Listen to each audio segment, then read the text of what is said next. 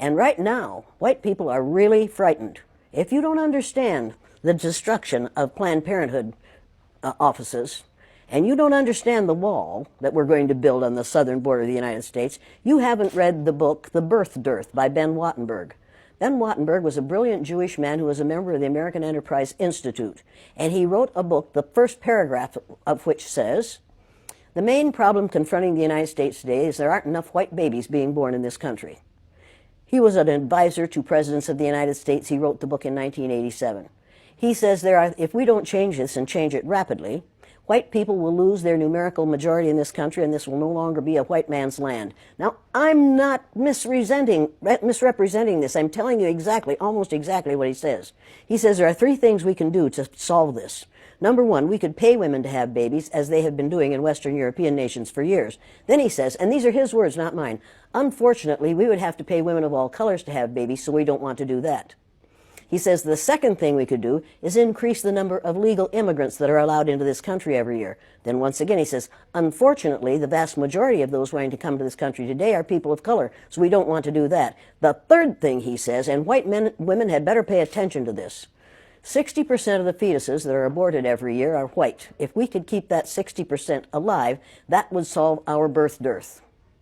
Does that sound like racism to you? Can you talk a little bit about the trauma associated with? The trauma associated with it? Yeah. One of the main traumas is it tells white people that they are superior because of the lack of melanin in their skin. And then they find out suddenly that we've got a black president. That's traumatic. That's where the trauma is. Living a lie, finding out the truth is traumatic. Finding out now, recently, that within 30 years, white people will be in the numerical minority in this country is going to be traumatic. White people are scared to death right now, particularly white males. They're scared to death that they are going to lose their power in the future. And they are. But if you want to get ready for the future, if you want to be treated well in the future, treat others well in the present. What we do in the present constructs the future. We called the Japanese, and you'll pardon me, but this is what we called them, slant-eyed little yellow We didn't say that about the Germans. After the war, we rebuilt Germany and Japan. And we get along beautifully with the Japanese. That was in 1945 that we finally won that war. How many years ago was that? Figure that out quickly. I'm not a math person, but... You're not a math person, but you know it wasn't that far. Right. And it didn't take 50 years for us to have peace with the Japanese and the Germans, even though we dropped 2 atomic bombs on Japan. The Japanese hadn't killed 10 million people. Nowhere near that. We didn't drop any bombs on Germany, any atomic bombs on Germany. They were a different kind of people. We couldn't afford to do that.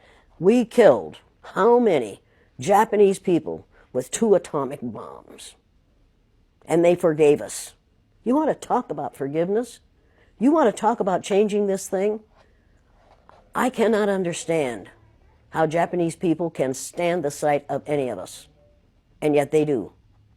I cannot understand why black people who have been subjected to the ugliness that they've been subjected to in this country can get up every morning and go to work among us and not be absolutely furious. And I don't understand why we allow white people to behave the way they do. I don't understand that. And my third graders, after they'd gone through the exercise, couldn't understand it and wouldn't tolerate it.